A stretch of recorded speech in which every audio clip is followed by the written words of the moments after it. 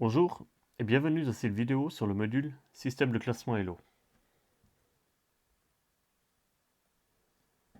Dans ce module seront présentés le principe de base du système Elo, ses fondements mathématiques, ainsi que les différences entre la liste de classement suisse et le classement Elo international.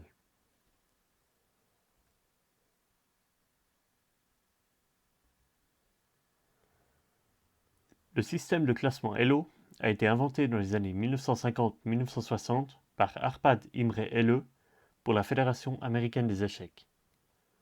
Ce système tente de déterminer la force de jeu objective et relative d'une joueuse ou d'un joueur sur la base statistique des résultats obtenus dans ces parties. Le classement Elo a été adopté par la FIDE dans les années 1970 et presque tous les pays ont depuis repris ce système avec quelques adaptations propres. L'interprétation du système Elo est la suivante. Si le joueur A a un nombre plus élevé de points Elo que le joueur B, A est alors plus fort que B. Il n'y a pas de maximum théorique au nombre de points Elo. Si A possède 100 points de plus que B, A est alors environ 2 fois plus fort que B. Une probabilité de gain de 66% signifie que, sur 100 parties, le joueur A devrait gagner environ 66 fois, donc 2 fois plus souvent que son adversaire, qui ne gagnera en moyenne que 33 parties. Une partie d'échecs peut être vue comme une sorte de pari où la mise se fait en nombre de points Elo, les coefficients. Les points Elo misés sont redistribués après la fin de la partie. La redistribution dépend de la différence de force entre les joueurs, du résultat de la partie et des coefficients de chaque joueur. Le classement Elo reste inchangé durant une période de calcul.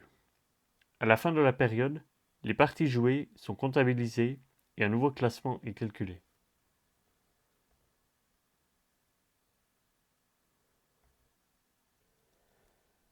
Les fondements mathématiques s'appuient sur les notions de coefficient, de performance et d'espérance, soit le résultat statistiquement attendu, ainsi que de période de calcul.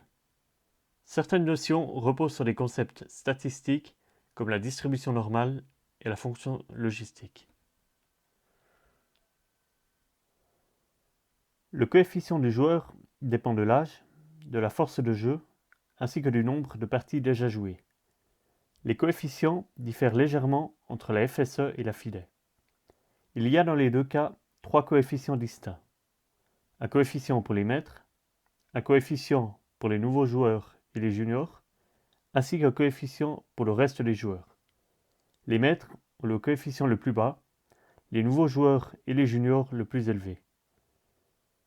La raison est que les juniors et nouveaux joueurs entrent généralement dans la liste avec un classement assez bas.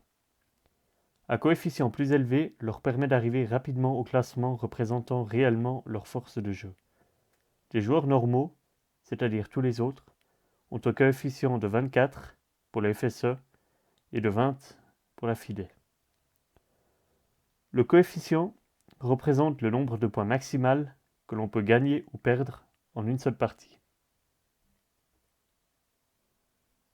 Venons-en maintenant à un élément central du système Elo, avec une explication sur ce que la prévision, ou l'espérance, en termes statistiques, signifie. Ce n'est autre que la probabilité de gain. La probabilité de gain est fonction de la différence de classement Elo entre les deux joueurs. Supposons que je sois le joueur A et mon adversaire le joueur B. L'axe horizontal représente la différence de points Elo, où une différence négative signifie j'ai plus de points que mon adversaire, donc je suis plus fort, et où une différence positive signifie j'ai moins de points que mon adversaire, je suis donc plus faible. Sur l'axe vertical, nous trouvons la probabilité de gain. 0% signifie qu'il est très probable que je ne gagne pas, 100% qu'il est très probable que je gagne. La probabilité de gain est calculée selon la formule sur la droite. Avec P de A, ma probabilité de gain, qui est fonction de R de B, le classement de l'adversaire, et de R de A mon propre classement. L'interprétation de la formule est la suivante. Si le classement des deux joueurs est égal, la probabilité de gain est de 50%. Le résultat le plus probable sera un match nul. Sur un grand nombre de parties jouées, les deux joueurs obtiendront probablement le même total de points. Avec une différence de moins 120 points, ce qui signifie que A possède 120 points Elo de plus que son adversaire, la probabilité de A est déjà de 66%. Sur 100 parties, A obtiendrait 66,5 points et B 33,5 points. A est donc 2 fois plus fort. Avec une différence de 380 points, A a donc 380 points Elo de plus que B, P de A est de 90%. Sur 10 parties, A en gagnerait 9 contre une seule pour B. Avec 510 points de différence, la probabilité de gain est de 95%. Avec 1000 points Elo de plus que son adversaire, la probabilité est de quasiment 100%. La fonction donne les mêmes résultats inversés pour une différence positive. C'est-à-dire, mon adversaire, le joueur B, est plus fort que moi. Si l'adversaire a 120 points Elo de plus que moi, ma probabilité de gain est de 33%. Il est attendu que je ne gagne qu'une partie sur 3. Avec 380 points Elo de moins que mon adversaire, je ne devrais gagner qu'une partie sur 10, pour une probabilité de 10%. Si l'adversaire a 510 points de plus, ma probabilité n'est que de 5%.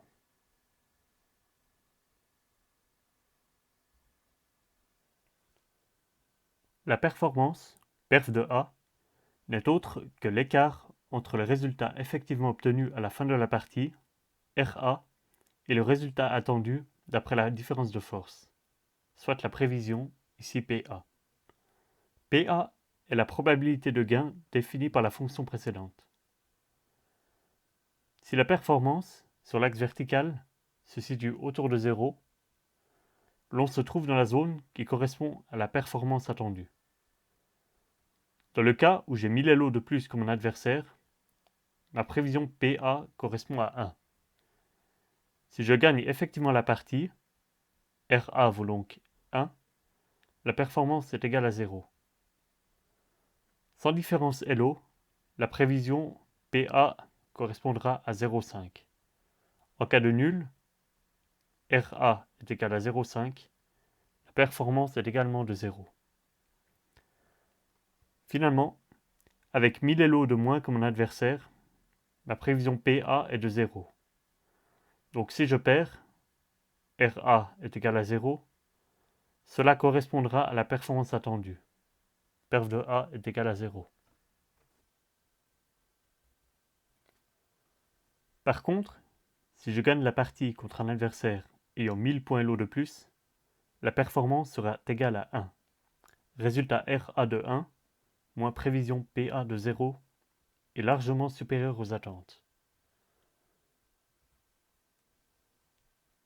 Dans le cas où je perds la partie avec 1000 points Elo de plus que mon adversaire, ma performance sera de moins 1.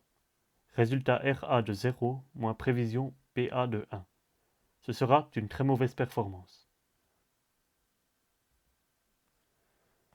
Il est ainsi possible de calculer la performance pour toute combinaison de différents Elo et de résultats. Par exemple, une différence de moins 380 points me donne une probabilité de gain de 90%. Si je gagne, ma performance sera de 0,1. Si je perds, elle sera de moins 0,9.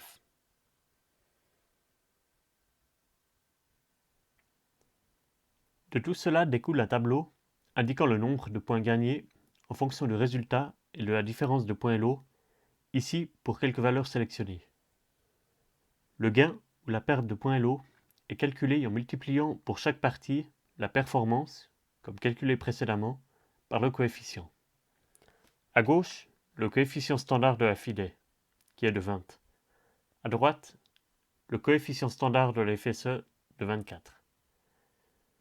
Avec une différence de 800 points Elo, ici j'ai 800 points de plus, ma prévision est 1. Si je gagne, cela n'a aucune influence sur mon classement Elo. En cas de défaite, je perds l'entier de mon coefficient. À niveau égal avec mon adversaire, le score attendu est 0,5. En cas de nul, le classement Elo ne change pas. Mais en cas de victoire, le gain de points se fait par le calcul 1 moins 0,5 multiplié par 20 est égal à plus 10. En cas de défaite, la perte de points est 0 moins 0,5 fois 20 est égal à moins 10. Le même procédé est utilisé pour le classement Elo de la FSE.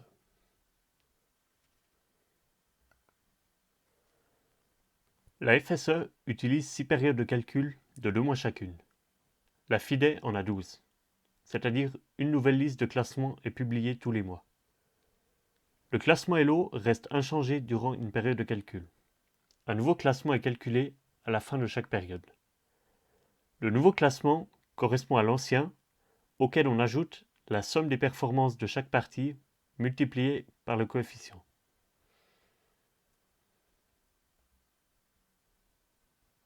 Ce diagramme présente la distribution des points Elo FIDE des joueuses et joueurs suisses par intervalle de 100 points Elo, ici sur l'axe horizontal.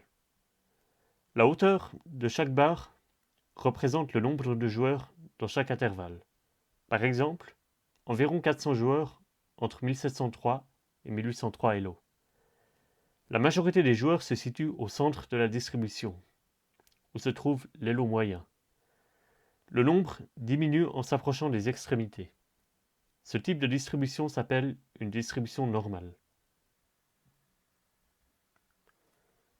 Ici, la distribution pour l'ensemble des joueurs classés à la FIDE. On remarque une forte disproportion dans le nombre de joueurs avec un Elo inférieur à 1600 par rapport à ce qui serait attendu, c'est-à-dire à nouveau une distribution normale relativement symétrique avec beaucoup de joueurs autour de la moyenne et un nombre décroissant de joueurs en s'éloignant de la moyenne. À noter que l'Elo minimum pour figurer dans la liste de classement de la FIDE est 1000. Nous sommes arrivés au terme de cette présentation sur le système Elo, et nous vous remercions pour votre attention.